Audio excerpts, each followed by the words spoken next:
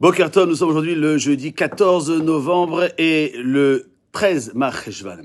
On va parler de la quête d'Israël avec Sétan. Sétan, disent les Chachamim, c'est le même âne que Moshe Rabbeinu a chevauché sur sa route vers l'Égypte afin de délivrer le peuple juif.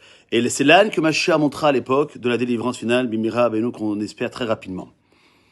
Une fois, on a posé la question, comment Mashiach pourrait-il délivrer notre monde moderne en montant avec un âne antique? Malgré tout ce qu'on pourrait penser, de comprendre un peu la profondeur de la vue du Mashiach avec mon chevauchant un âne.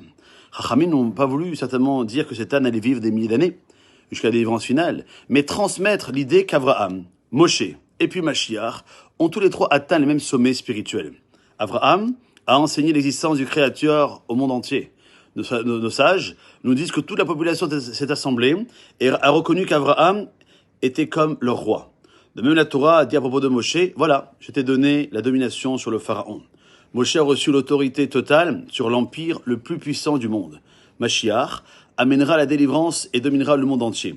D'où provient la puissance exercée par les grands hommes? Tous les trois étaient rochev à la chamor. Ils montaient l'âne. Le mot rochev évoque un contrôle parfait. On dit d'Akadosh Baruch Hu, il est rochev shamaim. Littéralement, il chevauche les cieux, car il domine les cieux et tout ce qui se trouve au-dessous. Chamor, c'est ce qu'on appelle la chomeriut, l'aspect matériel de ce monde. Chachamim ont voulu dire que ces trois hommes ont réussi à contrôler leur corps à un degré inégalé.